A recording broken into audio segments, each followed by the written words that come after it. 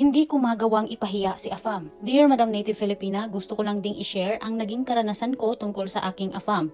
Nakilala ko po siya sa isang dating site.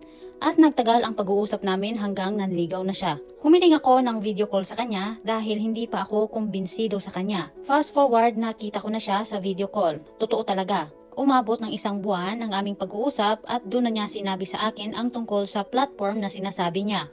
Ito ang Bitcoin at tulad ng narinig ko sa isang story na binasa mo, pareho kami ng karanasan. Naniwala naman ako madam kasi nga nakita ko na siya sa video call.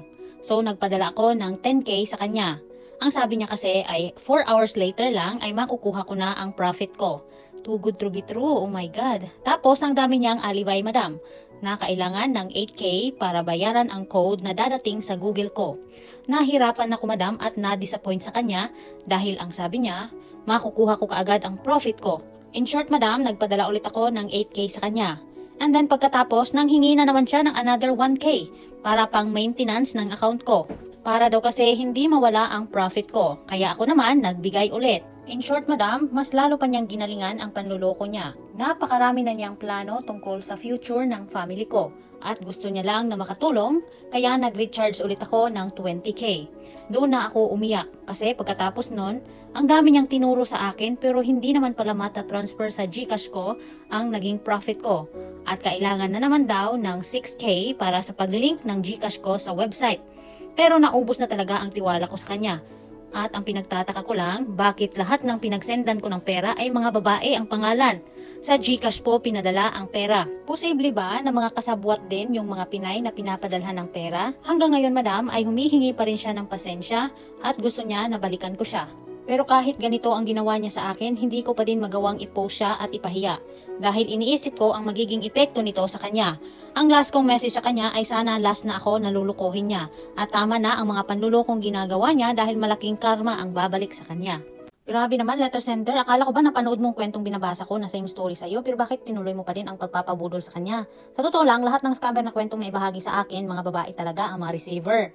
Yung mga tumanggap ng pera, maaaring walang kinalaman kasi pwedeng-pwede naman siyang pumunta sa mga tindahan kung saan merong pa GCash in and out. Minsan, mga bank account pa, no, pinapadalhan babae rin. And Cebuana Luwilier or pinapadalhan sa remittance like Western Union or Luwilier, Cebuana Luwilier, mga ganon.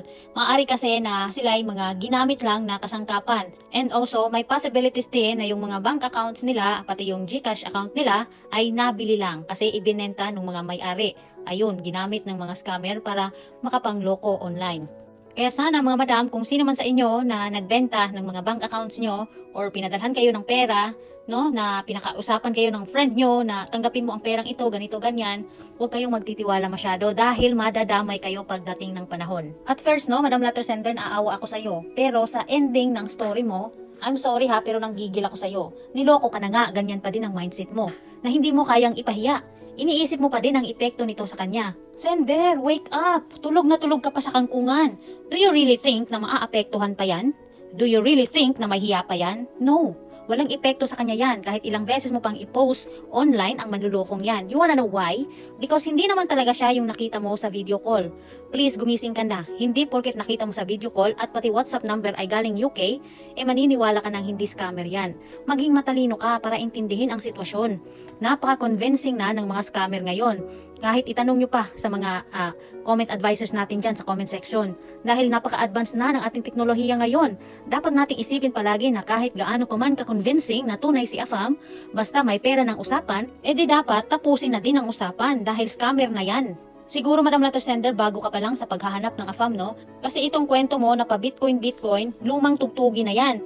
Hay nako, mga madam namin, please comment down kung sa tingin nyo scammer si AFAM. Pakishare na din po ng kwento para makatulong sa iba pang mga new AFAM hunter. Maraming salamat po.